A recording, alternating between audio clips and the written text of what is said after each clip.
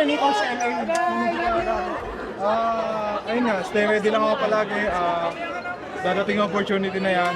Hindi mo alam kung kailan darating pero stay ready lang. May panginahang ba hindi ka nakalaro din sa New Zealand?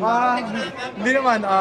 Nakuha naman natin yung panalo and then historical naman yung win. Pero ayun nga, kasi baguhan dito sa Gilas, tanggap ko naman yung goal ko. Hindi ko nakalagay dun sa vlog mo na after nung hindi ka nakalaro sa New Zealand, rekta training ka agad. Ano naging mentality mo? Why you decided to practice kahit, tapos na yung game na yan?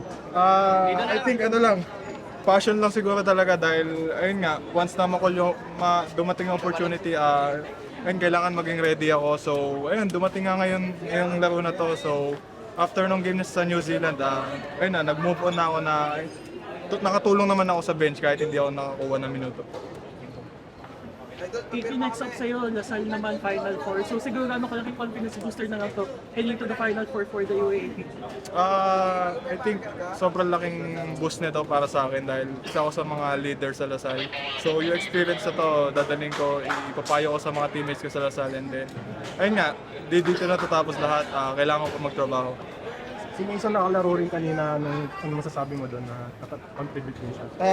Actually, before kami pumunta dito sa Conrad, sa hotel namin, nag-uusap kami ni Mason na kailangan maging ready lang kami palagi.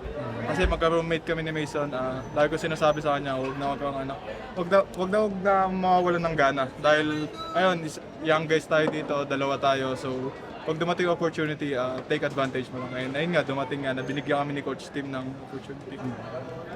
Ano kasarap sa pakiramdam kanina nung pinasok ka, nag-kill yung buong arena? Sobrang sarap sa feeling dahil, ayun nga, kahit nga hindi ako nakakuha ng minuto nung last game, may sumusuporta pa din sa akin and din sa buong team namin. So, ayun, confidence booster para sa akin yun. And then, ayun, nakuha ko naman yung rated ko yung group ko sa group. Yung pakiramdam kasi tip in yung naging score mo, so yung first points mo, so ano ba nangyari doon kanina? Paano nakuha yun? Pag meron ka kay Soto sa isang basketball court, talaga advantage na mismatch na madami siya nakukuha mismatch. So for me as a bago dito, ginawa ko lang yung role ko in mga dirty work dahil puro scorer kami dito sa team. Kailangan gawin ko yung mga dirty works, yung mga rebounds, yung mga hustle, backs out. So ayun, bagong sa akin, bagong role sa akin. Pero ayun, inuna ko naman. Tinake advantage ko naman and tinanggap ko naman.